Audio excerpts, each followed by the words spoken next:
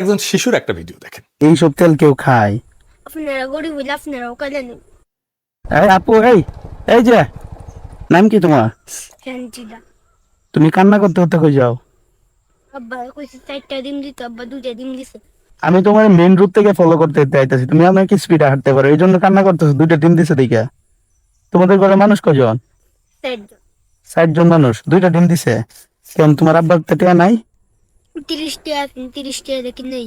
দিছে। এটা কি তেল তেল? কি তেল এটা? এমন কেন? না মধু? সয়াবিন তেল, পুরা তেল এটা। ও, কই থেকে আনছো পুরা তেলটা?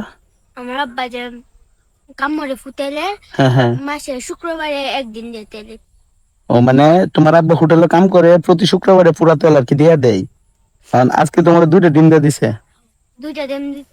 আর এই জন্য তোমার কান্না করতে হইব। বোকা মেয়ে, কান্না করলে কি হইব? কান্না করলে কি তোমার আম্মা লাগবে। তোমার আম্মা মারবো? আচ্ছা, এই তেলটা কি খাওয়া যায়? আম্মা সানুন রান্দে। মানে তরকারি রান্ধো, খাওয়া যায় এমনিতে? হ্যাঁ। তো এইসব তেল কেউ খায়? আপনারা গরিব হইলে আপনারাও কাজে নেন। দেখছেন, বাবা হোটেলে কাজ করে, সেখান থেকে পোড়া তেল যেটা আসলে ফেলে দেওয়ার জন্য, সেইটা এই বাচ্চাটা নিয়ে আসে বাসায়, তরকারি রান্না করা হবে। এই রাষ্ট্র কখনো এদের দরিদ্রদের সহায় হয় নাই, কখনো এদের কথা ভাবে নাই।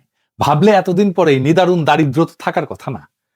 মানে রাষ্ট্র যদি দুর্বল আর দুস্থদের পাশে দাঁড়াইতেই না পারে, তাহলে ওই রাষ্ট্র থেকে লাভটা কি বলেন?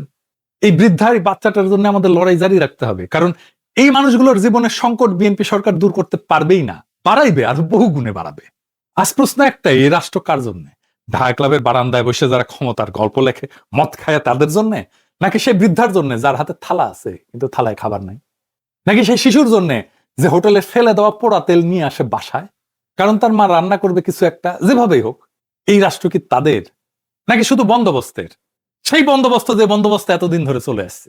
আমরা রাজনীতি করতেছি তো ক্ষমতার জন্য না, আমরা রাজনীতি করতেছি মর্যাদার জন্য, ওই মানুষগুলোর জন্য। কিন্তু মনে রেখেন, মর্যাদা ভিক্ষা করে পাওয়া যায় না, মর্যাদা সংগঠিত শক্তি দিয়ে অর্জন করে নিতে হয়।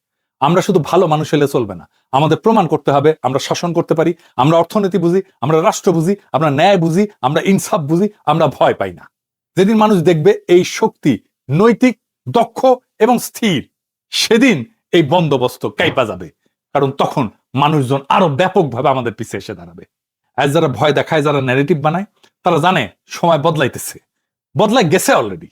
এই লড়াই তো কারো বিরুদ্ধে না, এই লড়াই ওই বৃদ্ধার পক্ষে, এই লড়াই ওই শিশুটার পক্ষে, সেই শ্রমিকের পক্ষে, সেই দরিদ্রের পক্ষে যার ঘামে দেশ চলে কিন্তু যার ঘরে আলো জ্বলে না। তাই লড়াই থামবে না, সংগঠন থামবে না, আত্মবিশ্বাস ভাঙবে না। কারণ আমরা শুধু বিরোধী না, আমরাই আগামীর শাসক, আমরাই আগামীর রাষ্ট্র ক্ষমতা, আমরাই আগামীর শাসক হওয়ার প্রস্তুতিতে আছি, আমরাই আগামীর রাষ্ট্র ক্ষমতার ধারক এবং বাহক। ইনকিলাব জিন্দাবাদ, আজাদি জিন্দাবাদ।